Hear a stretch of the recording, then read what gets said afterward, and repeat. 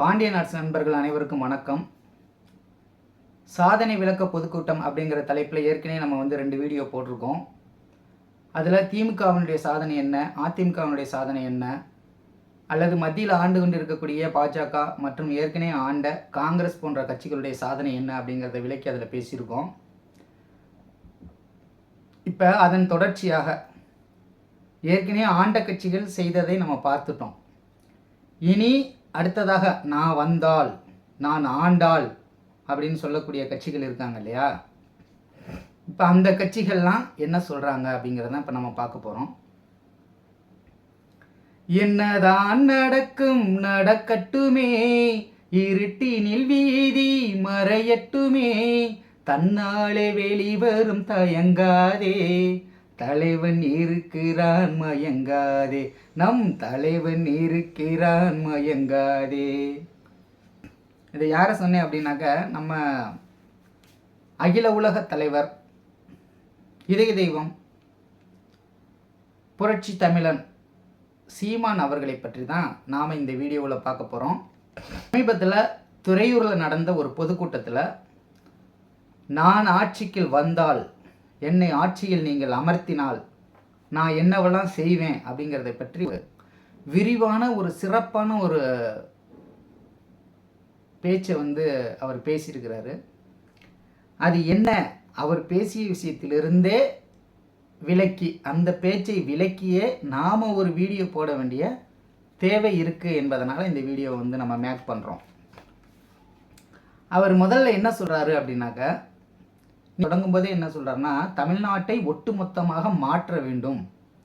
அதுவும் எப்படி மாற்றணும் அப்படின்னாக்கா, 1-2 இருந்தெல்லாம் மாற்றுறது கிடையாது, புள்ளியிலிருந்தே மாற்ற வேண்டும் அப்படின்னு சொல்கிறாரு. இதிலேயே எனக்கு ஒரு மிகப்பெரிய சந்தேகம் இருக்குது. என்ன அப்படின்னாக்கா, புள்ளியிலிருந்து எப்படியடா ஒரு விஷயத்தை மாற்ற முடியும் அப்படிங்கிற கேள்வி எனக்கு இருக்குது. புள்ளியிலிருந்து, அதாவது பொதுவாகவே ஒரு வாக்கியம் தொடங்குது அப்படின்னா, தொடங்கி அதனுடைய முற்று பெறும் பொழுது, முடிவு பெறும் பொழுது தான் நம்ம புள்ளியை பயன்படுத்துவோம். அந்த புள்ளி வச்சுட்டோம் அப்படின்னாக்கா அது முடிந்து விட்டதாக அர்த்தம். ஆனால் இவர் தொடங்கும் போதே என்ன சொல்கிறாருன்னா, முடிவிலிருந்து தொடங்குவேன் அப்படின்னு சொல்ல வராரோ என்னமோ தெரியல.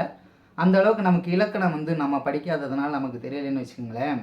அவர் சொல்கிறது புள்ளியிலிருந்து தொடங்குவோம் அப்படின்னு சொல்கிறார். சரி, ஓகே, புள்ளியிலிருந்து என்ன தொடங்குவார், எதை தொடங்குவார் அப்படின்னு பார்த்தா, ஆரம்ப கல்வி முதல் ஆராய்ச்சி கல்வி வரை அனைத்தும் இலவசமாக தரப்படும் அப்படின்னு சொல்கிறார். எப்படி தருவீங்க அப்படின்னா அதற்கு விளக்கம் சொல்கிறாரு. என்ன சொல்கிறாருனாக்கா, முதல்ல ஒரு சட்டம் போடுவேன். என்ன சட்டம் அப்படின்னாக்கா, அரசு ஊழியர்களில் இருந்து அரசியல்வாதிகள் வரைக்கும் அனைவருமே அரசு பள்ளிக்கூடங்களில் தான் படிக்கணும், தனியார் பள்ளிக்கூடங்களில் படிக்கக்கூடாதுங்கிறத முதல் சட்டமாக நான் இயற்றிடுவேன். இயற்றி என்ன செய்வார், நேராக கவர்னருக்கு அனுப்பி வைப்பார். கவர்னர் அதுக்கு ஒப்புதல் கொடுத்துருவாரா? கவர்னர் யாருடைய ஆள் அப்படின்னாக்கா அதை பற்றி பிரச்சனை இல்லை, நான் வந்தால் செஞ்சிருவேன். அதாவது என்னன்னாக்கா, மோடி எப்படி வாயில் வடை சுடுகிறாரோ அதை போலவே சீமானும் தன்னுடைய வாயால் வடை சுடக்கூடிய நபராகத்தான் இருக்கிறார். சரி, அடுத்து இன்னொன்று சொல்கிறாரு, மருத்துவத்தை நான் குழந்தை வயிற்றில் கருவாகும் பொழுது இருந்து அது இறக்கும் வரையிலான அனைத்து மருத்துவமும் இலவசமாக தரப்படும் அப்படின்னு சொல்கிறார். எப்படி பிடிப்பார் அப்புறம் பார்ப்போம். அடுத்ததாக என்ன சொல்கிறாருன்னா, இந்த உலகம் முழுவதும் வேலையில்லா திண்டாட்டம் என்பது தொடர்ந்து இருந்துக்கிட்டு இருக்கக்கூடிய ஒரு விஷயம். அனைத்து நாடுகள்லையும் இருக்குது, இப்போ நம்ம நாட்டிலையும் இருக்குது, பெருவாரியாகவே இருக்குது. அப்போ இந்த வேலையில்லா திண்டாட்டத்தை எப்படி ஒழிப்பேன்? குறிப்பாக அவர் என்ன சொல்கிறாருன்னா, ஆடு மாடு மேய்க்கிறவங்களை பூராத்தையும் நான் அரசு ஊழியராக மாற்றிடுவேன் அப்படின்னு சொல்ல வர்றார். எப்படி அதுவும் கூட எப்படி மாற்றுவாருன்னா, பண்ணைகள்லாம் அமைச்சு நிறைய பேருக்கு அங்கெல்லாம் வேலை கொடுப்பேன் அப்படின்லாம் சொல்கிறாரு. சரி, ஓகே, சொல்லட்டான், அவருடைய கருத்து. இன்னும் சொல்லப்போனால் இது அவருடைய கருத்தும் கிடையாது, இருந்தாலும் அவர் பேசுகிறார். மக்கள் மத்தியில், இளைஞர்களுக்கு மத்தியில் ஒரு மிகப்பெரிய ஒரு வீச்சை அவருடைய பேச்சு ஏற்படுத்துகிறது என்பதில் மாற்று கருத்தில்லை. எனக்குமே சீமானுடைய பேச்சு ரொம்ப பிடிக்கும். இப்போ அவர் சொல்லிட்டாரா, இலவசமாக நாங்கள் கல்வி கொடுப்போம், இலவசமாக மருத்துவம் கொடுப்போம், அனைவருக்கும் வேலை வாய்ப்புகளை ஏற்படுத்தி கொடுப்போம் அப்படிங்கிறதெல்லாம் சொல்கிறாரு. இதெல்லாம் எப்படி கொடுப்பீங்க அப்படின்னு கேட்டால் அதுக்கு அவர் சொல்லக்கூடிய விஷயம் என்னன்னாக்கா, தமிழ்நாட்டை தமிழர்கள் ஆளணும், அப்படி ஆண்டால் இவை அனைத்தையுமே செய்ய முடியும் அப்படின்னு சொல்கிறாரு. ஏன்னா இது வரைக்கும் காமராஜருக்கு பிறகு வந்த அனைவருமே ஒன்று தமிழ்நாட்டை சாராதவர்களாக இருக்காங்க, அல்லது மற்ற மாநிலங்களை சார்ந்தவர்களாக இருக்கிறாங்க. தமிழர்களாகவே இருந்தாலும் தமிழ் மொழி மீது, தமிழ் மக்கள் மீது எந்த ஒரு பற்றும் இல்லாத நபர்களாக இருக்கிறாங்க அப்படிங்கிறத அவர் சொல்ல வர்றார். நான் சொல்லலை, அவர் சொல்ல வர்றாரு. அப்போ இவர்கள்ட்ட ஆட்சி இருக்கிறதுனால தான் நமக்கு எதுவும் செய்ய மாட்டாங்க, தமிழர்களை மென்மேலும் நாசப்படுத்திக்கிட்டு இருக்காங்க. அதனால தமிழ்நாட்டை தமிழர்கள் ஆளணும், குறிப்பாக நான் ஆள வேண்டும். நான் ஆட்சியை தொடங்கினால், என்னையை நம்பி நீங்கள் ஆட்சியை ஒப்படைச்சிங்க அப்படின்னாக்க நான் இதையெல்லாம் செய்வேன் அப்படின்னு சொல்கிறாரு. சரி, ஓகே, இதெல்லாம் நீங்கள் ஆட்சிக்கு வந்தால் செய்வீங்கன்னு வச்சுக்கோமே. இப்போ சீமானிசம் அப்படின்னு சொல்லி நிறைய பேசுகிறாங்க. அவர்களுடைய தம்பிகள், அவங்க கட்சியில் இருக்கக்கூடியவங்க எல்லாருமே சீமானிசம் அப்படின்னு ஒன்று பேசுகிறாங்க. சீமானிசம் என்றால் என்ன அப்படின்னாக்கா, இப்போ நான் சொன்னது தான் சீமானிசம் என்பது, வேறு ஒன்றும் அதுக்குள்ளே கிடையாது. நாங்கள் ஆட்சிக்கு வந்தால் நாங்கள் இதை செய்வோம், இலவசமாக எல்லாமே கொடுப்போம், உள்நாட்டு உற்பத்தி பெருக்குவோம், உள்நாட்டு தொழிற்சாலைகளை வளர்ப்போம், வளர்த்து அதன் மூலமாக வேலை வாய்ப்புகளை எல்லாம் கொடுப்போம் அப்படிங்கிறதான் அவருடைய கொள்கையாக இருக்குது. அதைத்தான் சீமானிசம்னு அவர்கள் பரப்புரை செய்கிறாங்க. சீமானிசம் என்ற ஒன்று இருக்கிறதா அப்படின்னு பார்த்தோன்னாக்க இல்லை. இவர் சொல்லக்கூடிய இந்த கருத்துக்கள் எல்லாமே யாருடையது அப்படின்னா கம்யூனிஸ்டுகளுடைய கருத்துக்கள். நீங்கள் எந்த ஒரு கம்யூனிஸ்ட் கட்சியினுடைய திட்டத்தை எடுத்து பார்த்தாலும் அவர்கள் சொல்லக்கூடிய முதல் விஷயமே என்னன்னாக்க, ஆரம்ப கல்வி முதல் ஆராய்ச்சி கல்வி வரை அனைத்தும் இலவசமாக பொதுமக்களுக்கு வழங்கப்பட வேண்டும் அப்படிங்கிறத அவங்க முதல்ல சொல்கிறாங்க. அடுத்து இவர் சொல்கிற மாதிரி மருத்துவம், வேலைவாய்ப்பு போன்ற எல்லா விஷயங்களையும் சொல்கிறாங்க. அப்போ இந்த கொள்கை என்பதே கம்யூனிஸ்டுகளிடமிருந்து திருடப்பட்ட ஒரு கொள்கை தான், இவர்களுடைய சொந்த கொள்கை கிடையாது. இவர்கள் சுய சிந்தனையோடு சிந்தித்து எழுதப்பட்ட கொள்கையா அப்படின்னாக்கா அப்படி கிடையாது. இது கம்யூனிஸ்டுகளோட இருந்து எடுத்துக்கொள்ளப்பட்டது ஒன்று. அடுத்து இந்த கம்யூனிஸ்டுகளுடைய சிந்தனையை எடுத்து என்ன செய்கிறாரு அப்படின்னாக்கா, முதலாளிகளுக்கு தகுந்தாற் போல புகுத்துறாரு. ஒரு புறம் என்னன்னாக்கா, இன்னைக்கு இருக்கக்கூடிய இந்த சமூக சூழலில் பிரச்சனைகள் நிறைய இருக்குது. இப்போ மேற்கண்ட பிரச்சனைகள் ஏற்கனவே நான் சொன்ன அந்த பிரச்சனைகளோடு சேர்த்து இன்னும் 1000 பிரச்சனைகள் மக்களுக்கு இருக்குது. இதற்கான தீர்வுகள் பூரா எங்கே இருக்குது அப்படின்னு பார்த்தோம்னா கம்யூனிஸ்ட் கட்சியினுடைய திட்டத்தில் இருக்குது. அது இந்திய கம்யூனிஸ்ட் கட்சியாக இருக்கட்டும், அல்லது உலக கம்யூனிஸ்டுகளாக கூட இருக்கட்டும், அனைவருடைய கம்யூனிஸ்ட் கட்சியினுடைய அனைத்து திட்டங்கள்லையுமே இந்த விஷயங்கள் எல்லாமே பேசப்பட்டிருக்கு, சொல்லப்பட்டிருக்கு. அதற்கான முழு வடிவம் கொடுக்கப்பட்டிருக்கு. இப்போ சீமான் பேசுகிறது எதுவுமே முழு வடிவம் பெற்றது கிடையாது. அவர் என்ன சொல்கிறாருன்னா, நாங்கள் ஆட்சிக்கு வந்துட்டால் செஞ்சுருவோம்னு சொல்கிறார்ல. எப்படி செய்ய முடியும்? இன்னைக்கு இருக்கக்கூடிய தமிழ்நாடு அரசு, மு.க. ஸ்டாலின் அவர்களுடைய தலைமையில் இருக்கக்கூடிய முதல்வராக இருக்கக்கூடிய இந்த அரசே நீட் தேர்வுக்கு ஒரு மனதாக தீர்மானம் நிறைவேற்றி கவர்னருக்கு அனுப்புகிறாங்க. எந்த ரெஸ்பான்ஸும் இல்லை. மீண்டும் மீண்டும் அவருக்கு பல டார்ச்சர் கொடுத்து பார்க்குறாங்க. அப்படி இருந்து எந்த ரெஸ்பான்ஸும் இல்லை. இந்த மாதிரி நிறைய தீர்மானங்கள் போடப்பட்டு அது கவர்னர் கைக்கு போயிட்டு அது கிடப்பில் போடப்பட்டிருக்கே தவிர எந்த ஒரு விஷயத்தையும் அவர்களால் செய்ய முடியலை. இன்றைக்கி இருக்கக்கூடிய திமுக அரசு கிட்டத்தட்ட முதலாளித்துவ அரசு தான். எப்படி சொல்கிறேன் அப்படின்னாக்கா, பார்ப்பனிய எதிர்ப்பு என்பது அவர்கள்ட்ட இருக்குது, அதை மறுப்பதற்கில்லை. பார்ப்பன எதிர்ப்பு என்பது இருக்குது, அதற்கான சிந்தனை இருக்குது, அதற்கான செயல்பாடு இருக்குது, அதில் எல்லாம் மாற்றுக்கிறது கிடையாது. ஆனால் வேலைவாய்ப்பு சம்மந்தப்பட்ட பிரச்சனைகளை எடுத்துக்கிட்டோம் அப்படின்னாக்கா, அவர்கள் வேலையை உள்நாட்டில் உற்பத்தி செய்கிறது, அதாவது உருவாக்குவது, உள்நாட்டில் இருக்கக்கூடிய வளங்களை பயன்படுத்தி உள்நாட்டு தொழிலாளர்களை கொண்டு அரசே அந்த வேலை வாய்ப்புகளை உருவாக்க வேண்டும் அப்படிங்கிற அந்த திட்டம் அவர்கள்ட்ட கிடையாது. அதுக்கு பதிலாக என்ன செய்கிறாங்க அப்படின்னாக்கா, உலக முதலீட்டாளர்கள் மாநாடு அப்படின்னு சொல்லி போட்டு உலகம் முழுவதும் இருக்கக்கூடிய பல நிறுவனங்களையும் பல கம்பெனிகளையும் கூட்டிகிட்டு அந்த கம்பெனிகளுக்கு இங்கே பல்லாயிரக்கணக்கான நிலங்கள் கொடுத்து, தண்ணீர் கொடுத்து, மின்சாரம் கொடுத்து, அதன் பிறகு கூலிக்கு தேவையான ஆட்களையும் கொடுத்து அவர்கள் ஃபேக்டரியை தொடங்கி அதன் பிறகு அதற்கான வேலை ஆட்களை சேர்ப்பது, வேலை கொடுப்பது அப்படிங்கிறது இருக்குல்ல. இது இதுதான் ஒரு முதலாளித்துவ அரசு செய்யக்கூடிய வேலை. இப்போ இவங்க இந்த வேலைவாய்ப்பை உருவாக்குவதற்கு என்ன செய்கிறாங்க அப்படின்னாக்கா, பல்லாயிரக்கணக்கான நிலங்கள் பறிமுதல் செய்யப்படுது இல்லையா? பறிமுதல் அப்படிங்கிறது காசு கொடுத்து தான் வாங்குறாங்க. அரசாங்கத்தினுடைய விலை நிர்ணயம் எவ்வளவோ அதை கொடுத்து தான் அந்த நிலங்கள் வந்து பெறப்படுகிறது. இருந்தாலும் அந்த நிலத்தை பண்படுத்தி விவசாயம் செய்தாலோ அல்லது அரசாங்கமே அந்த இடத்துல வேறொரு தொழிற்சாலைகளை நிறுவினாலோ அங்கே நிறைய பேருக்கு வேலை கொடுக்க முடியும். நிறைய பேருக்கு சம்பளமும் கை நிறைய கொடுக்க முடியும். இப்போ தனியார் நிறுவனங்கள்லாம் வந்து ஒரு நாளைக்கு எவ்வளோ கொடுக்குறாங்க? அதிகபட்சம் 400 ரூபாய், 450 ரூபா, 500 ரூபாய் அவ்வளோதான் கொடுக்குறாங்க. குறைந்தபட்ச ஊதியம் கூட அவங்களுக்கு கொடுக்கறது கிடையாது. அப்படிங்கிறப்ப அரசாங்கம் செஞ்சுருக்க முடியும். ஆனால் அதை தவிர்த்து என்ன செய்கிறாங்கனாக்கா, உலகத்தில் இருக்கக்கூடிய முதலாளிகளை கொண்டு வந்து தானே இங்கே வேலைவாய்ப்பை ஏற்படுத்தணும்னு நினைக்கிறாங்க. அப்படிங்கிறப்ப ஒரு முதலாளித்துவ அரசு என்பது இப்படி தான் இருக்குங்கிறது ஏற்கனவே தெரிஞ்ச விஷயம்தான். அதை தான் இவங்களும் செய்கிறாங்க. அது ஒன்றும் தவறு கிடையாதுன்னு வச்சுக்குவோம். ஆனால் பார்ப்பனிய எதிர்ப்பு என்பது அவர்கள்ட்ட இருக்குது. இப்போ இவர்களாலேயே எதுவும் செய்ய முடியலை. அப்படி இருக்கும் பொழுது நீங்கள் செய்யக்கூடிய எல்லாமே, குறிப்பாக நீங்கள் பேசுகிறதே வந்து தனியார் மயத்துக்கு எதிராகவும் தாராள மயத்துக்கு எதிராகவும் உலக மயத்திற்கு எதிராகவும் நீங்கள் பேசுகிறீங்க. ஆனால் நீங்கள் இதையெல்லாம் அமுல்படுத்துவதற்கு முதலாளிகள் விடுவார்களா அப்படின்னு பார்த்தோம்னா சத்தியமாக விட மாட்டாங்க. கண்டிப்பாக விட மாட்டாங்க. ஏன் விட மாட்டாங்க அப்படின்னா, அவர்கள் தான் உலகம் முழுவதுமே இயக்கிக்கிட்டு இருக்காங்க. சில முதலாளிகள் தான் உலகத்தையே தன்னுடைய கட்டுப்பாட்டில் வச்சு இயக்கிக்கிட்டு இருக்காங்க. அந்த முதலாளிகள்கிட்ட போயிட்டு நீ உன்னோட சொத்தை கொடுத்துரு, உன்னுடைய பள்ளிக்கூடங்களை கொடுத்துரு, கல்வி நிலையங்களை கொடுத்துரு, கல்லூரிகளை கொடுத்துரு, பெரிய பெரிய ஷாப்பிங் மால்களை கொடுத்துரு, உங்கள்கிட்ட இருக்கக்கூடிய தொழிற்சாலைகள் அனைத்தையும் என்கிட்ட ஒப்படைச்சிரு அப்படிலாம் கேட்க முடியுமா?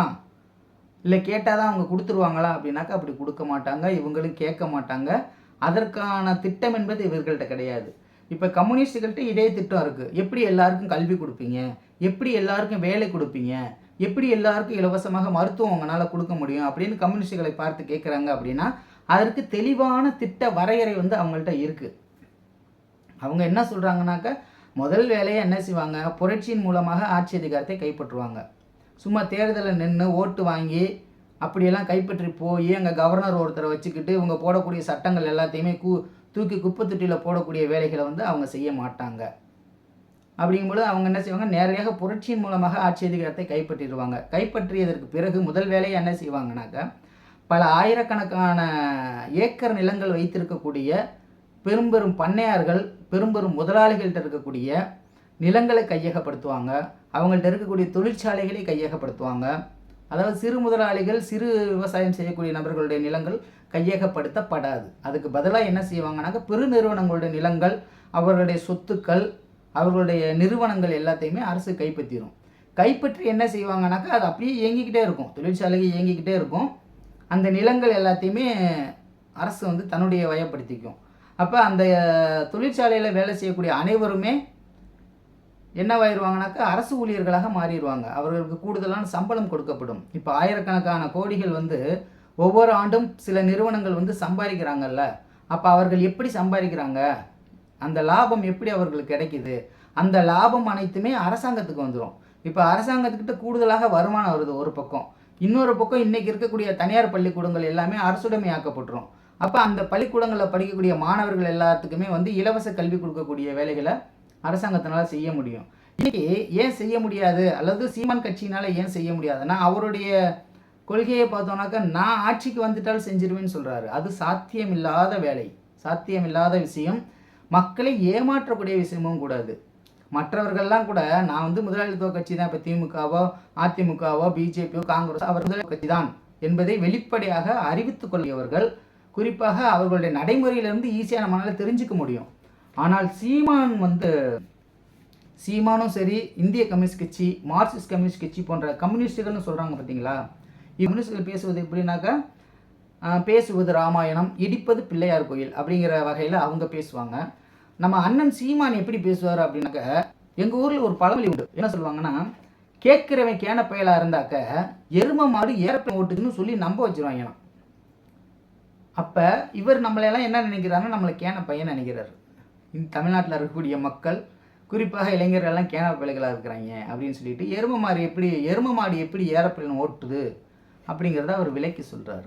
இவர் சொல்லக்கூடிய எதையுமே இவரால் செய்து காட்ட முடியாது. அதற்கான எந்த ஒரு திட்டமும் கிடையாது. மீறி இவர் செய்யணும்னு நினைச்சால் கூட மத்திய அரசு விடாது. ஏன்னா மத்திய அரசிலிருந்து துண்டித்து கொண்டு தனி ஒரு நாடாக உங்களை புரட்சியின் மூலமாக கைப்பற்றி எடுத்துக்கிட்டீங்க அப்படின்னா இதெல்லாம் சாத்தியம் பண்ண முடியும். அதுவுமே ரொம்ப சிரமம். ஏன்னாக்கா இந்தியாவில் இருக்கக்கூடிய மற்ற மாநிலங்களில் இருக்கக்கூடிய இராணுவத்தெல்லாம் கொண்டு வந்து இங்கே இறக்கி விட்டு எல்லாத்தையும் சின்ன பின்னமாக்குவதற்கான வாய்ப்புகள்லாம் இருக்குது. அப்படி நடக்கக்கூடும். ஆனால் இவர் சொல்கிற இந்த வழியில் எந்த ஒரு நன்மையும் மக்களுக்கு செய்ய முடியாது.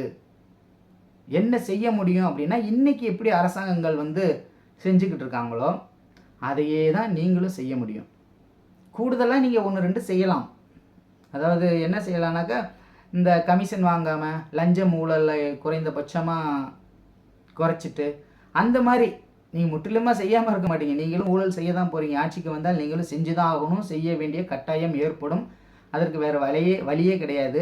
ரெண்டாவது, இன்றைக்கே தலைவர் சீமான் மீது நிறைய குற்றச்சாட்டுகள் இருக்குது. பெண்கள் விஷயத்தில் இருக்குது, திரள் நிதி வசூல் செய்ததில் இருக்குது, இவர் தனிப்பட்ட முறையில் செலவு செய்யக்கூடிய விஷயங்கள் இருக்குது பார்த்தீங்களா. இதிலெல்லாம் வந்து அவர் மீது ஏற்கனவே பல அலிகேஷன்ஸ் உண்டு. அப்படிங்கிறப்ப இவர் வந்து திறமையான நல்ல ஊழலற்ற ஒரு ஆட்சியை கொடுத்து விட முடியும் என்பதை மக்களை நம்ப சொல்கிறாங்க. மக்களும் நம்பிக்கிட்டு இருக்காங்க. அதாவது பெரும்பான்மை மக்கள் நம்பலைனாலும் கூட இன்றைக்கி இருக்கக்கூடிய இளைஞர்கள் நாளைய சமூகத்தினுடைய எம்எல்ஏ, எம்பிஸ் ப்ளஸ் முதல்வர் போன்ற நபர்கள்லாம் இந்த பூமியில் வாழ்ந்துக்கிட்டு இருக்காங்க இல்லையா. இளைஞர்களாக இன்றைக்கி இருக்காங்க. இவர்களும் அவர்கள் பின்னாடி போகிறாங்க அப்படிங்கிறது தான் ரொம்ப வேதனையான விஷயமாக இருக்குது. ஒருவேளை இந்த வீடியோவை யாராவது பார்த்தீங்கன்னா கொஞ்சமாக சிந்திச்சு பாருங்கள். இவர் சொல்லக்கூடிய விஷயங்களை செய்ய முடியுமா? இதை செய்வதற்கு இந்த முதலாளித்துவ அரசு வழிவிடுமா? மீறி செய்தால் என்ன நடக்கும்? இது எல்லாமே கம்யூனிஸ்டுகள் பல ஆண்டுகளாக பேசிக்கிட்டு இருக்காங்க. கிட்டத்தட்ட ஒரு 40-50 ஆண்டுகளாக இந்த விஷயங்கள் எல்லாமே கம்யூனிஸ்டுகளால் பேசப்படுகின்ற விஷயம். ஆனால் அவர்கள் பேசும்பொழுது இது ரீச் ஆகலை. என்ன காரணம் அப்படின்னாக்க, வெளிப்படையாக பேசுவதற்கு இந்த அரசு அனுமதிக்காது. இப்போ இவரை போன்ற பல்லாயிரக்கணக்கான மக்களை திரட்டி ஒரு பொதுக்கூட்டம் நடத்தி அதில் தங்களுடைய கருத்தை பேசுவதற்கெல்லாம் வந்து இந்த அரசு அதுவும் வெளிப்படையாக பேசுவதற்கு அனுமதிக்காது. ஒரு குறிப்பிட்ட அளவு வரைக்கும் பேச முடியும்னு வச்சுக்கோங்களேன். ரெண்டாவது, ஒரு முதலமைச்சரை விமர்சனம் செய்து பாட்டு பாடியதற்காக தேச துரோக வழக்கால் கைது செய்யப்பட்டு தண்டனை பெற்றிருக்கிறாங்க. இதே தமிழகத்தில் தமிழ்நாடு அரசின் மூலமாக ஒரு தனியார் நிறுவனத்திற்காக போராடிய லட்சக்கணக்கான மக்கள் துப்பாக்கிச்சூடு நடத்தி 13 பேரை கொண்டிருக்கிறாங்க. இதே தமிழக அரசு தான் செஞ்சுருக்கிறாங்க. குறிப்பாக அதிமுக அரசு செஞ்சிச்சுன்னு வச்சுக்கோமே. அப்படி தான் இந்த அரசு கட்டமைப்பு இருக்குது. அப்படி தான் அதற்குட்பட்டு தான் நீங்களும் செயல்பட முடியும். ஆகையினால் சும்மானாச்சுக்கு ஏதாவது மோடி போல் உளுந்த வடை சுடுறதெல்லாம் வந்து ஏற்றுக்கொள்ள முடியாதது. தங்களுடைய பொய் பிரச்சாரங்களை தயவு செய்து நிறுத்திவிட்டு உண்மையாக மக்களுக்கு ஏதேனும் நன்மை செய்ய முடியுமா என்பதை பாருங்க என்பது தான் என்னுடைய தாழ்மையான கோரிக்கையாக இருக்கிறது. இதை தொடர்ந்து நம்ம அடுத்தடுத்த வீடியோக்குள்ளே நிறைய விஷயம் பார்க்கலாம். நன்றி.